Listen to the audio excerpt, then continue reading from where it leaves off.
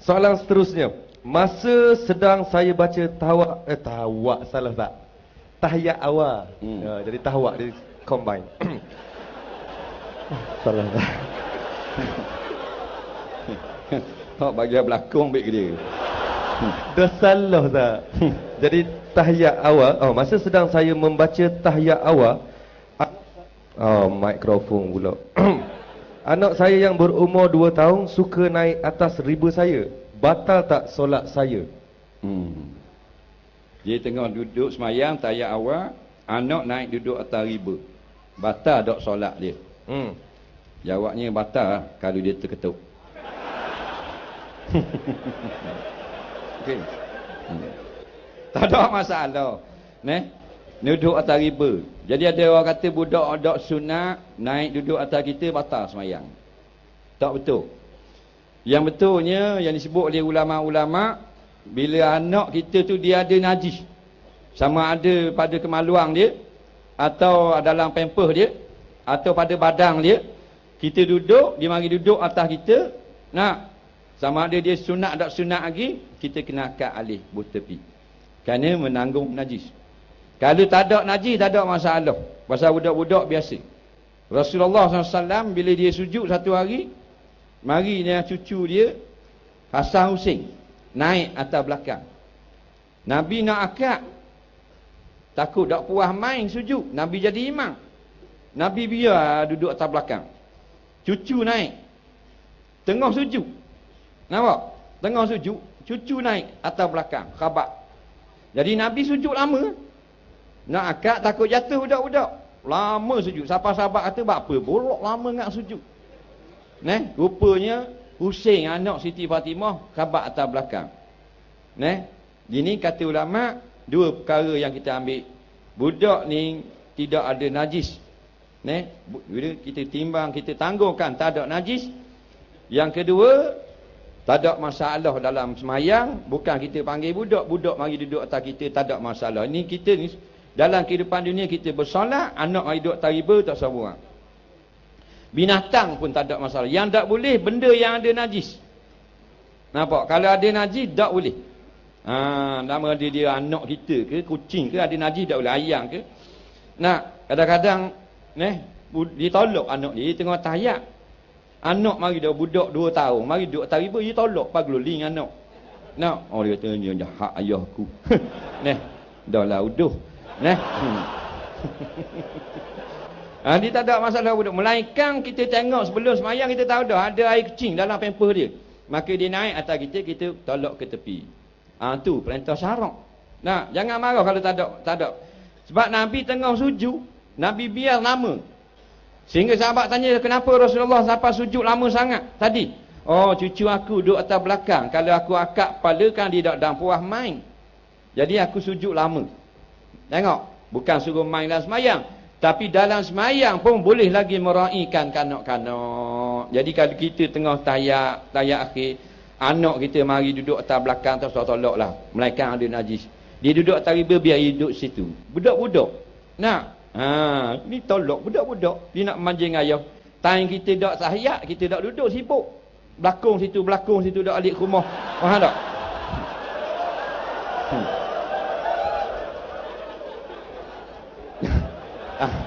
Balik pun time semayang gitu boleh nampak ayah duduk mai duduk taribu. Tak ada masalah, jangan marah budak-budak. Dia budak kecil layan, mak mai duduk taribu tengah semayang. Memang kita jack atas belakang. Kalau mak mai duduk tu. Kucing pun tak batal juga. Kucing sebab dia bukan binatang najis. Dalam dunia ni Allah jadikan anjing dia suka main dengan orang kafir. Kucing ni main dengan orang Islam. Jadi comel dah Tuhan buat. Betul tak? Batu kucing kita semayang duduk atas riba, kita tidur main atas batak. Kita nak tengok TV lepak duduk atas TV.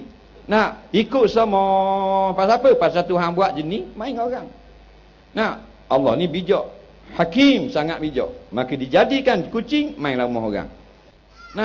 Kalau dia buat badak sumbu main rumah orang balik awal. Kita tahiyat badak sumbu pun sendel. Balik awal tu. Jadi comel. Tak ada masalah. Budak-budak selagi tak ada najis biarkan dia. Wallahu a'lam. Sampai badut sumbu. Besarnya duk tariba. Baru ni soalan ni memang soalan serius Ustaz Saya tak tahu dia tulis ni Ustaz. Nak saya baca ke Ustaz baca? Saya baca dah. Soalan nombor 10. Bapa Ustaz dok berpasangan dengan Zizang masuk pertandingan Raja Lawak?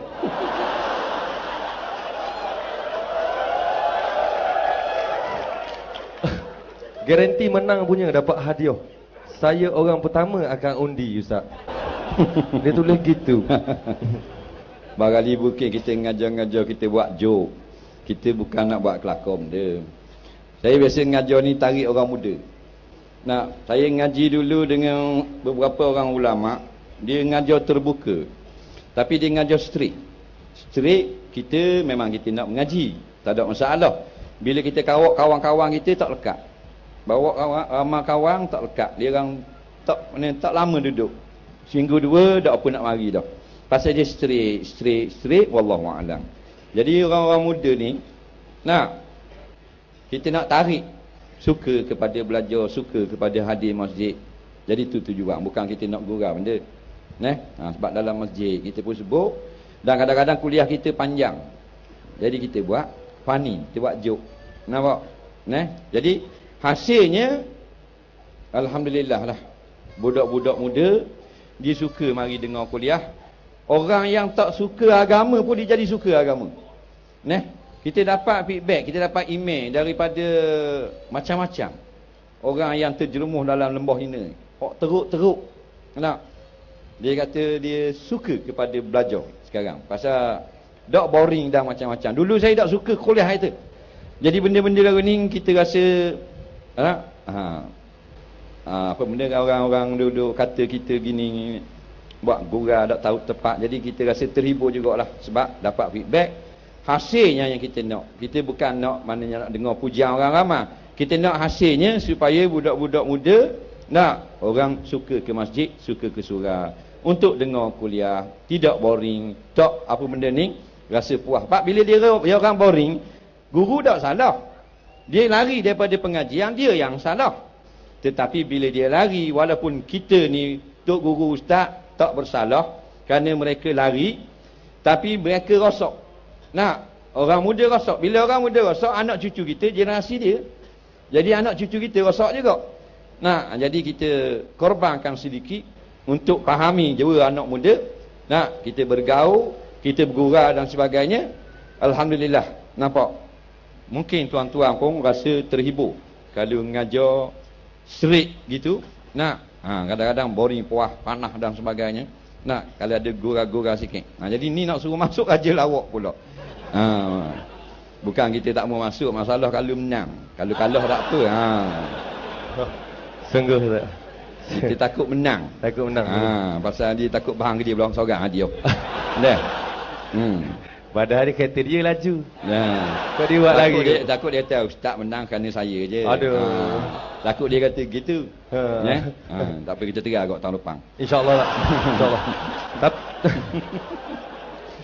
Tapi ya sungguh betul-betul kata ustaz, orang-orang kelakar ni orang cepat suka. Orang puang pun bahaya.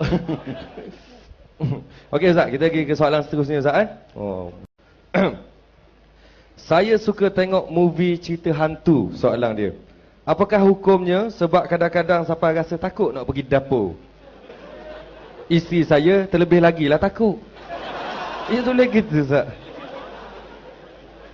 Molek soalan tu. Tunggu peluang dari tadi dah nak katok mu.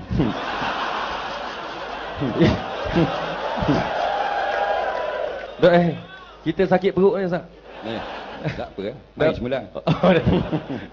Baik dia kata soalan dia apa hukum tengok cerita hantu. Siapa nak pergi dapur pun takut, bini dia lebih-lebih lagi takut gitu. Oh bini dia. Jadi disebut dalam fatwa-fatwa ulama, kita sengaja tengok satu-satu benda yang buat kita jadi takut, dan takut itu tidak memberi faedah kepada akhirat, makruh. Kita jawab ni direct Nampak? Biar hantu duduk sebelah dah pun. Ada. Kita hero, kita hero. Ego pun megatu dah ha. Neh. Pemdi mutu langgar gitu nambung padinung. Langgar slow terbang. Jadi lebong tak ada kering lebong. Jadi kita sengaja buat benda supaya kita jadi takut, makruh.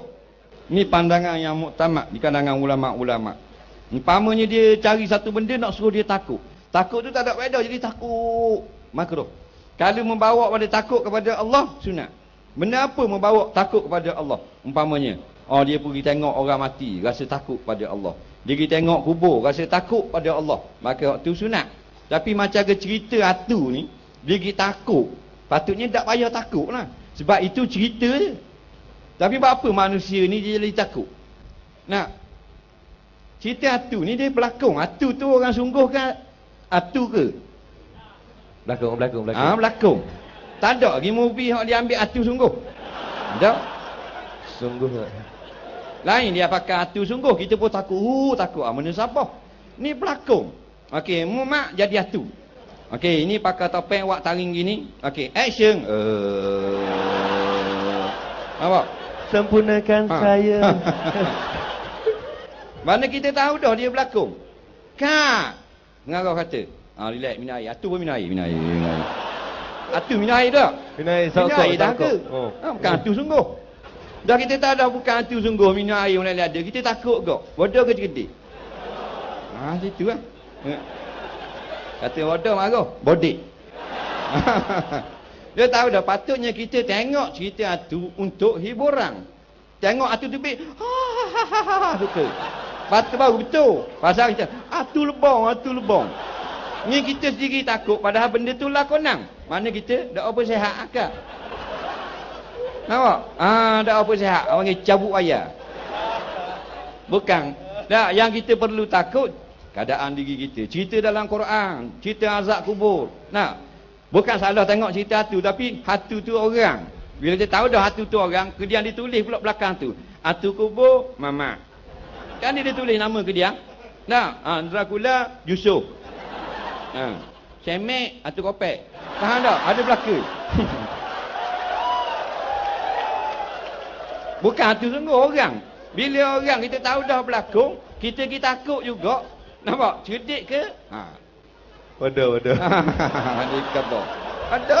Bukan salah tengok. Jangan takut lah. Pasal tu lakonan. Nah. Ada pula kita takut. Siapa temang ni kucing. Kena tak ada lelaki, kecil lah kain. Kecil lah kain. Takut punya pasal. Ni masalah. Tak salah tengok cerita hatu. Tapi jangan takut. Pasal kita tengok untuk suka. Untuk hiburan. Ini bukan hatu sungguh. Nah, ni siapa takut tak apa. Siapa kecil kepala-kepala. Nah, ini tak betul lah. Wallahu a'lam. Hatu. Kita tengok cerita tu tak je takut Ustaz. Ngadak sama orang. Tunggu. Okey. Selesai. Tak ada tambahan Ustaz. Nak buat cerita benda. Tapi kalau saya tambah sikit soalan dia, kalau kau tu cerita tu kau jadi takut. Kalau kau tengok cerita sedih, jadi sedih, nangis sok 2 3 4 hari tu, gua ni pula Ustaz. Dah apa sihat kat tu? Dia sedih tu bukan dia sedih sungguh. Ya. Okey. Ngarah kata, okey, sedih. Nampak? Dah orang hok tu kau tengok tu. Sama jelah hukum dia. Tu tengok dia sedih tu kat dia bukan dia tengok cerita, dia teringat kisah dia. Baru dia sedih. Nak ingat kisah aku walaupun terkenal tak ada bini. Dah. Dia nyanyi.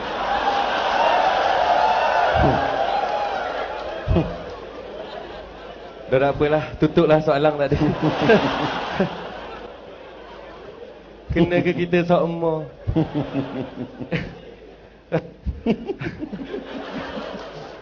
Jangan marah. Dah marah. Hidung sama dah marah Ustaz. Dah Ustaz bawa kepuk dak ke kita? Mari. Bawa. Jadi. Kita makan kepuk Ustaz. Soalan seterusnya. Ni ada kena-mengena dengan Maharaja Lawak kita baru ni dah. Berapa dah ni? Ni soalan ke-12 Ustaz. 12. Awal lagi Ustaz nak gaduh mana?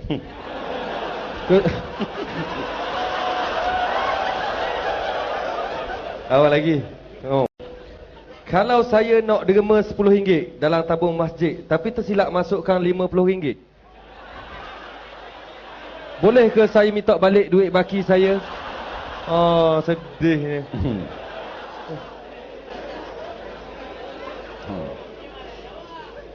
Mentang-mentang boleh tanya kau. Habis ni tanya. Dia salah bubuh dalam tabung masjid RM50. Dia nak masukkan 10. 10. Tapi tak tanya kena callback ke tak tabung? Nak bubuh RM10, terbubuh RM50. Faham soalan tak? Dia kata boleh minta balance tak? Jawabnya boleh, kena tunggu kat tabung tu. Siapa Tok Imam mari beritahu dia. Tapi takut Tok Imam kata mu tipu pula. Jadi masalah. Jadi betul-betul lagi kata Imam, Tok Imam, saya sanggup bersumpah dan saya pergi ke mahkamah, saya boleh buat akad sumpah, saya nak letak RM10 tapi masuk 50. Jadi kalau Tok Imam pengerusi ataupun maknanya bendahari masjid dia yakin dengan kita, maka dia akan beri balik 40. Nampak? Tapi jangan malam esok mari pula Tok Imam salah pula 50. Jadi tiap-tiap malam ni tahu ni. Faham tak? Jadi tak wajib imam atau pengerusi masjid beri balik, sebab kalau kita tak yakin dia bercakap benar, tak wajib pulang balik. Jadi kalau mana-mana hak salah bubuh 50, tak usah minta balik dah. Sebab jadi itu adalah pahala yang tidak kita suka-suka. Kita nak buat 10 pahala, tiba-tiba dapat 50 pahala. Wallahu a'lam. Itu dia. Tapi kalau nak buat gitu, macam nak buat tiap-tiap malam, nasihat saya pergi masjid berlainang. Orang dok cang muka. Walau saya khabar dah jasa cerita hak zaman dulu. Zaman muda. Dia cerita gak dia. Ni soalan kita, kita wei Ustaz. Okey, jadi Ustaz kita nak bagi tahu nak pengumuman kepada semua orang Shah Alang. Alhamdulillah malam ni jemaah yang hadir pada malam ini lebih kurang melebihi 70,000. Alhamdulillah. Alhamdulillah. Syukron.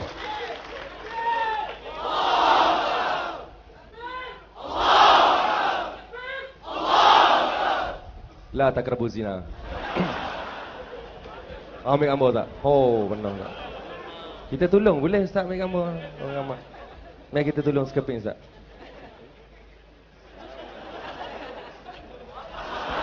Angkat tangan.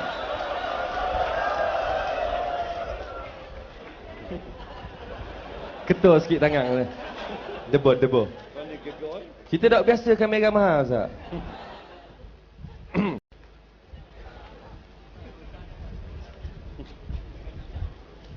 Bismillahirrahmanirrahim. Balik pada soalan kita yang ke-13 ya. Banyak lagi soalan ni Ustaz sebenarnya. Soalan ke-13 berbunyi begini. Kenapa wanita suka berbelanja? Naik pening kepala saya melayang. Kadang-kadang dia kata nak beli sekali ni je. Lain kali tak beli dah, tapi beli juga. Soalan dia gitu Ustaz.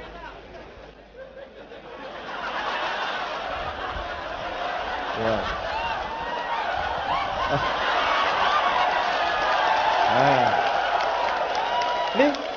Ni lah orang kata melalaikan, ya? Melalaikan. Tak apa. Kalau tak kening tak apa. Tak kena melalaikan tadi ya. Jangan sampai jadi najis. Dah walalok Ustaz. Walalok. Ambil lagi. Sorry. Ni. Lagi ya. Lagi ya. Bawah dik dinding lampu. Ada pula gadak lampu. Bodoh sama.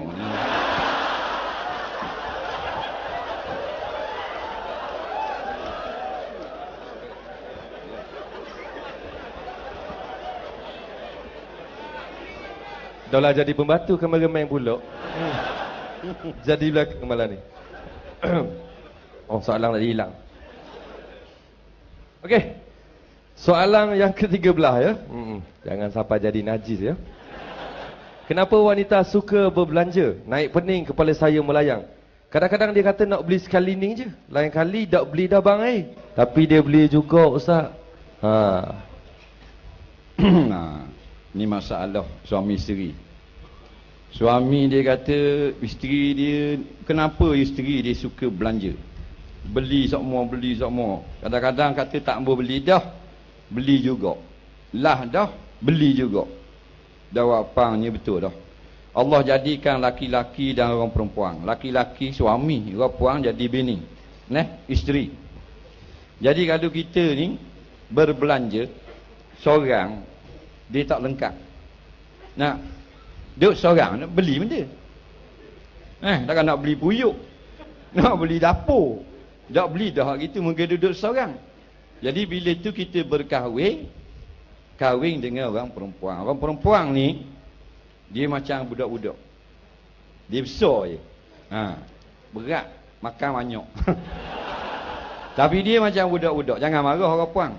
Pasal soalan, nak marah-marah zijang. Dia macam kanak-kanak. Budak-budak ni macam dia mainan. Dia beli lori. Pahal lori, pistol. Pistol tak dalam tembok 2 T, yo. Ada berhenti tak? Tak berhenti semua. Maka mak dia gitu tak? Dia kira membeli. Pasal apa dia suka membeli? Pasal dia dapat free duit tu. Kalau dia cari susah, memang dia payah nak belanja. Jadi suami kerja dapat duit, beri ke bini. Bini tukang beli.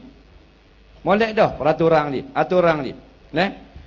Allah jadikan orang lelaki ni cari duit, kerja. Orang perempuan bagian perhabis duit.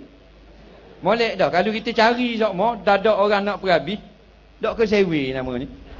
Nak cari sokmo. Lepas tu mana nak tukang belanja, bini tak ada. Dia cari buat benda. Tak apa sihat. Jadi kena dah. Dia berakhir belanja. Tak boleh nak marah orang perempuan. Waktu dia ni jenis perempuan, dia suka main, suka joli, suka belanja, suka berjalan, suka cakap, suka makan angin. Nampak? Waktu bila kita jawab nikah, kita kena ingat benda ni. Aku terimalah nikahnya dengan mas kahwin yang tersebut itu. Jangan suka sangat. Maknanya aku bersetujulah nikah dengan seorang manusia yang akan berbelanja parok duit aku kayak gini. Yang dia akan janji selalunya palsu. Yang akan maknanya suruh aku beli macam-macam, yang akan peningkan kepala aku. Jadi kita terima dah. Itulah isteri namanya. Tak usah marah ke dia. Kerana jasa dia besar. Dia lahirkan anak kita, dia bergadai nyawa beranak, dia bergadai nyawa mengandungkan anak, dia besarkan anak, susah pula. Tengok masih nak beranak tu. 3 jam duduk dalam dewan bersaling. Kita duduk luar. Suami mana? Ada luar. Duduk ambil nombor Messi. Nampak? Bini dia tarung dengan nyawa dalam tu. Tu hak jenis moden. Kalau hak jenis beranak kapung, subuh sakit tu, pergi ambil tu bidang, Zohor tak beranak lagi. Balik tu bidang, kata balik dulu laki kita nak makan nasi pula, balik nanak pula. Benda tunggu, biar dah beranak dah akan nak tunggu aku. Balik tu bidang. Mari pula malah kan dalam bilik tak beranak lagi ni. Beda. Daripada garik tu pula siapa tengah malang tu pula tak beranak lagi. Dah tok bidang beranak. Ni masalah. Maknanya tu jasa dia. Jadi dia berbelanja lah. Patut kau puang isteri kita. Jangan beri dia minta, kita khabar dulu. Yang bulan ni tak mau tukar peti sejuk. Tanya. Ni sofa ni dah 3 bulan ni. Patut kita tukar. Kita tukar? Gitu. Baru suami yang baik. Kita jenis gitu kalau kahwin. Mu jauh aku. Nampak? Jadi dia berbelanja tak ada masalah. Pasal dia budak-budak. Sebab tu orang puang kalau kita jalan kat kedai spare part. Lepas kedai spare part, isteri. Dah spare part motor, spoket. Listrik. Siapa kat kedai apa benda ni, kedai mesej gaji, listrik kok tak ada masalah dia. Siapa kat kedai mah, dia buat cabut lipa. Dia buat cabut lipa, buat beki lipa. Tu lelaki yang bodoh beki juga lipa. Kalau laki dia cerdik nu kedamah ha. Nampak? Mana kau naklah kedamah. Dia jenis berbelanja. Kalau dia kata ni last sekali, jangan percaya. Kalau percaya, bodoh. Tak? Pasal dia isteri kita. Mana last sekali, maknanya mungkin ada 100 kali last lagi. Biarlah, tak ada apa. Kita pun beri pitih ke dia. Biar dia belanja. Kerana dia isteri kita. Dia lahirkan anak kita. Dia jenis budak-budak berakhir berbelanja. Suka main. Dalam gerabak ada 3 pasang dah pakai lagi. Nak pulak 3 pasang lagi. Memang pasal dia lebih pada budak-budak. Tengok gaya. Gaya. Kalau orang ada bini, mu tahu apa mu. Nah.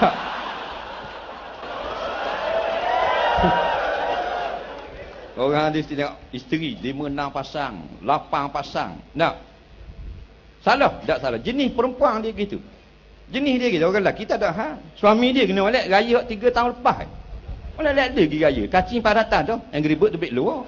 Panas tak ada masalah.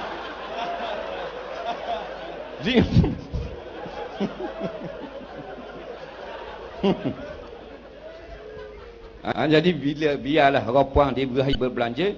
Bila pergi beli.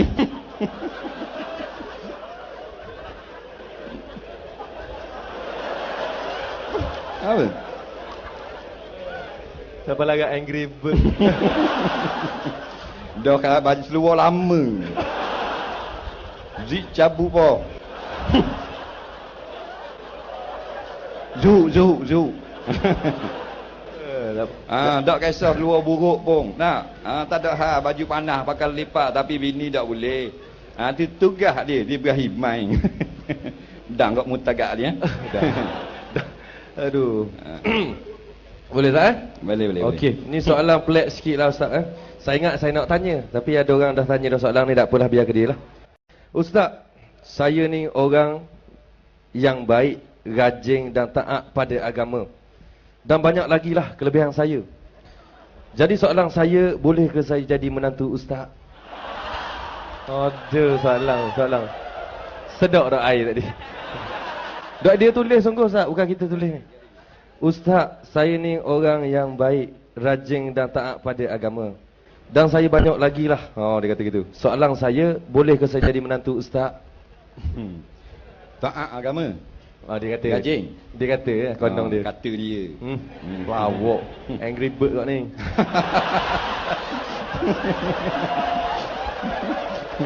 Aduh. Stay berapa kau? Tak okey. Tak dulu puasa. Aduh lah. Masalah banyak dah orang tanya nak jadi menantu. Tak ada masalah siapa-siapa pun. Nampak? Orang yang baik, kerja, orang beragama, bukan nak orang kaya, tak ada masalah. Jangan orang kerja belakang dah tahu benda sudah. Leh. Jadi bodoh-bodoh ke diri dah main dia gitu. Tak? Ni tak dengar. Benda. Dah.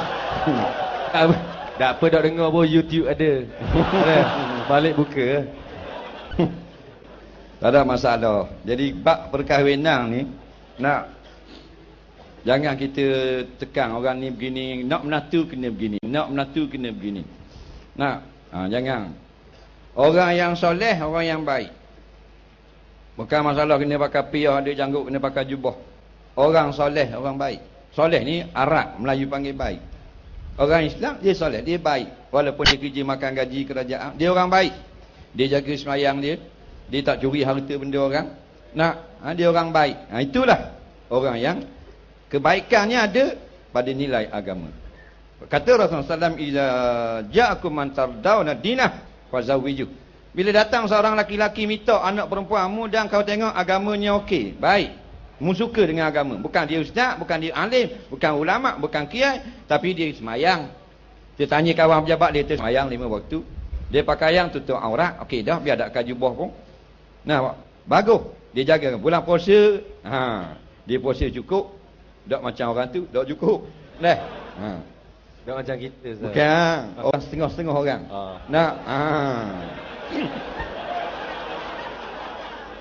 Derah ni berasa. Tak ada masalah. Itulah. Bukan masalah anak saya saja. Anak siapa-siapa pun jangan kita kata orang ni mesti kaya, orang ni mesti gini, kena ustaz, kena apa, tak bagus. Siapa nak kahwin dengan anak dia mesti ustaz. Dia tak bagus. Jangan. Nabi tak tetap gitu. Mesti orang tu orang yang baik sudah. Kerana sahabat berkahwin dengan anak sahabat, sedangkan dia bukan ustaz, dia bukan alim pun. Dia taat perintah Allah, maka itulah pilihan yang baik. Wallahu a'lam.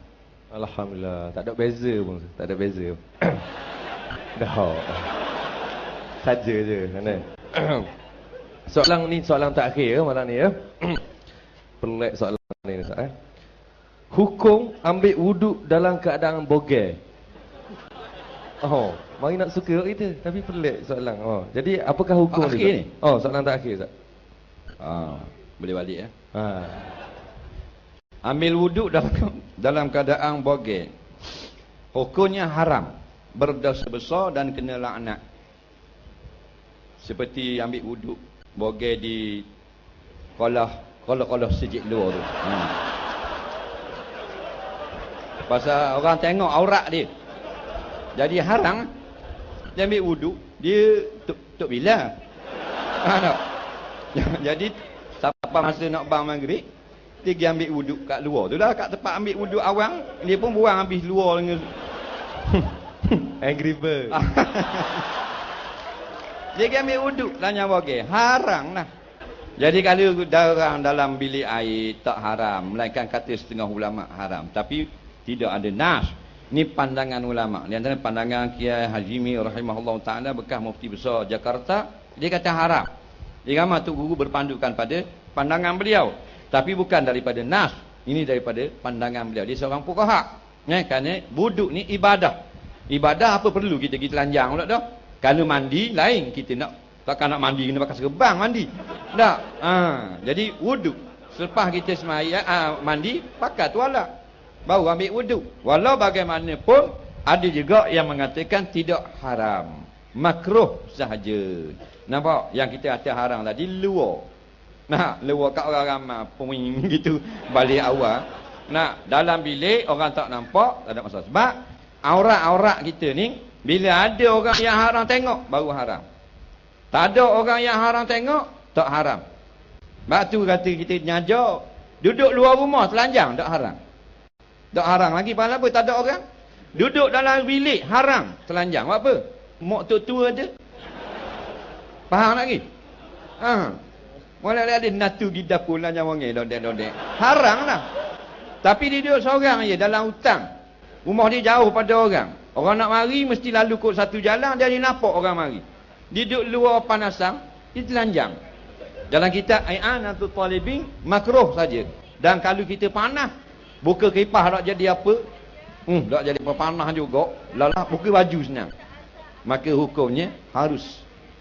Dengan syarat tak ada orang. Tubik luar rumah yang mulai dia jemur kain, telanjang wangi, tak ada masalah. Dengan syarat tak ada orang. Tapi jangan buat gitu. Sebab apa nak khabar? Benda mana aurat ma yajibu satruhu. Aurat ialah anggota yang wajib kita tutup. Tutup dari siapa? Dari malaikat, bukan.